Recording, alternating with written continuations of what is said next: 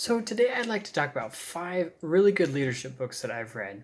Now the good thing about leadership books is they apply to so many different areas. If you're the pastor at a church, if you're, a team leader at a company, if you're a father, if you're a husband, it's just so many different areas. So I like to think of leadership books not just as leadership, but as personal development books. And these are five ones that I've read that I think are really, really good. The first one is by Hans Finzel. It's called The Top 10 Mistakes Leaders Make. And when I first read it, I didn't really appreciate it for all that it was because I didn't have the experience that I do now. But there are certain things that really stuck out to me as I've grown into leadership. And if I had to list them, the two things that stuck with me from this book, the first one was last chapter. It talks about how you have to think forward as a leader. If you fail to consider the future, it's later than you think it is, and you're not going to be able to. You won't be prepared for what comes, and that. It was very scary and daunting when I first read it, but it really was a huge game changer for me because I realized that if you're going to be a leader, you can't just think about the problems right now. You have to think about where you're going, where you're taking the people who are depending on you for leadership.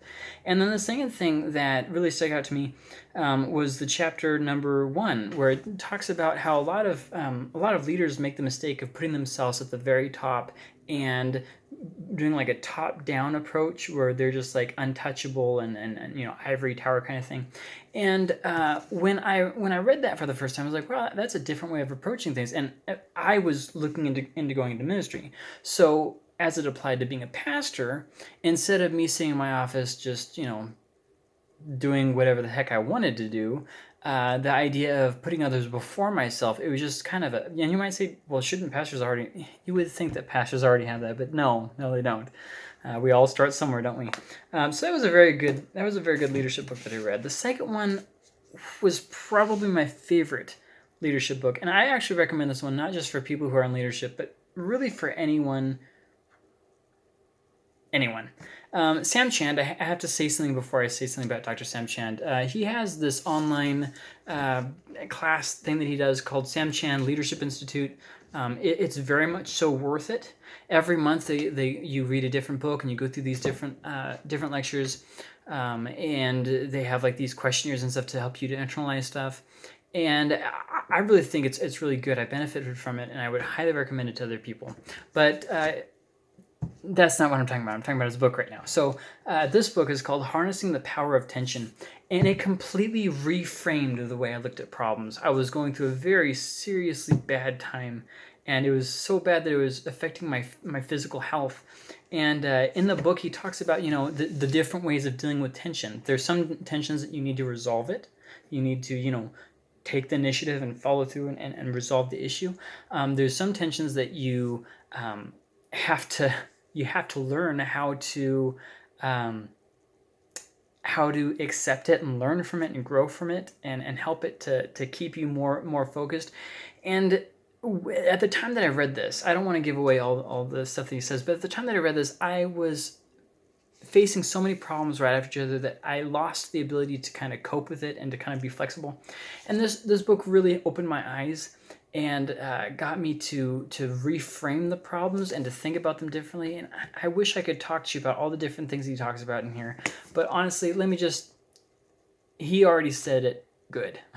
Me re-saying it poorly is not going to sell you on the book. So let me just, you need to get this book if you deal with problems or any kind of tension in your life whatsoever. You need to get this book as a parent, as a leader, as a pastor, as a manager, as whatever it is you do. This is just a phenomenal book. I would even say that fathers should read it. Just as being a father, even if you don't even work, I would still recommend reading this book. The third one was one that was super hyped up. Everyone was talking about how great it was, and I was super disappointed when I read it. And the reason why I was super disappointed, I think, was because people built it up so much, but it is still a good book, even if I don't really like the writing style. Carey Nieuwhof, I hope that I'm saying that right, he has a blog, and I used to read it religiously every week or twice a week. I think it was one blog a week, so I read it every week. And he has a lot of great stuff to say, but I just was underwhelmed with the presentation of this book, as far as some of the content I felt like wasn't really looked at deep enough, and some of the stuff I just felt like wasn't really written in a gripping way.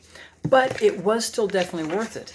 He talks in here a lot about preparing for things that are coming, and if you knew at the end of your life what you would deal with at the beginning of it. He doesn't say it just like that, but he talks about the idea.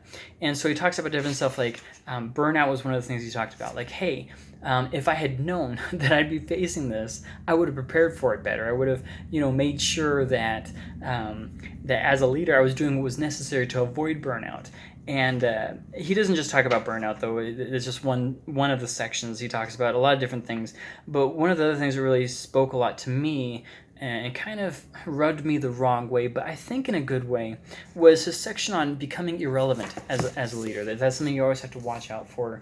You always have to reconnect. And as we get older, we kind of get set in our ways, and it's harder to reconnect with that next generation. And that's one of the things he really talks about is, hey, take the time to grow and to see where people are going and see where you need to go, and, just kind of adapt and grow with it, so you don't become just set in your ways and kind of where you don't really relate to people anymore. I really thought that was a really valuable lesson from that.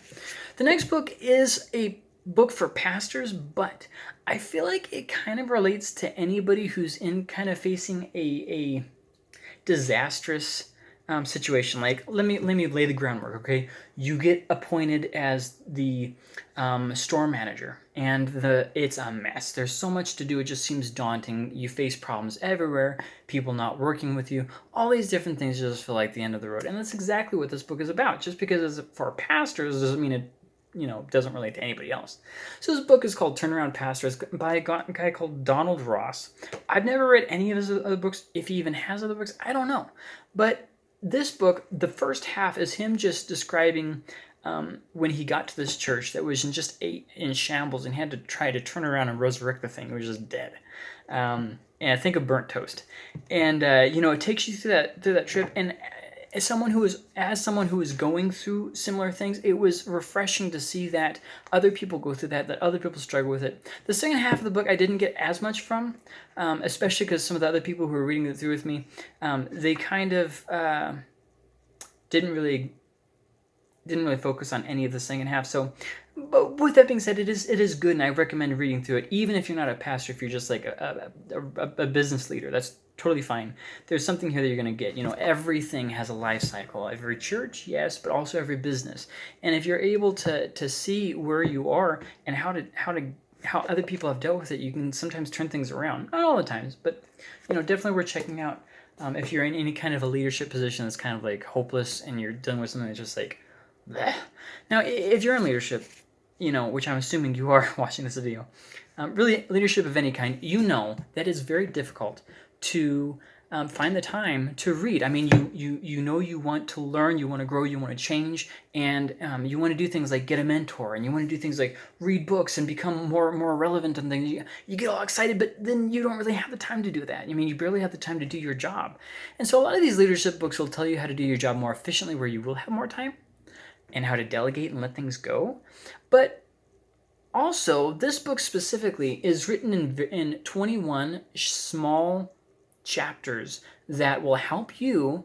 You can just read it like one a day or one a week, and it won't take that much time, and it'll help you to become a better leader and to do your job better by being a better person, a better leader. So two of the things that really stuck out to me in this book was a section on teachability, where he talks about the way that as I don't really want to go too much into this because he talks about this kind of stuff in here, but being where you can still where you're still learning instead of being, I have it all, I have all knowledge. And then the second part that I really wanted to mention, even though I could easily mention every single one of the chapters, I'll mention two more. He talks about having a good attitude. Right here, chapter 13, a positive attitude. And I know that there's a lot of like Christians and stuff who've kind of taken that too far with the whole, if you claim it, you will have it.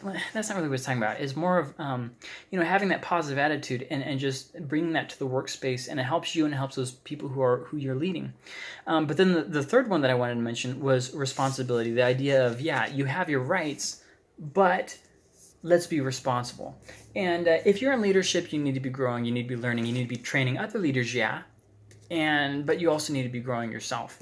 Sometimes it's easy to focus on what everybody else is doing wrong instead of refining your craft and what you know. So I hope those 5 books are helpful for you guys. Check them out. I loved them. I'm pretty sure you will too.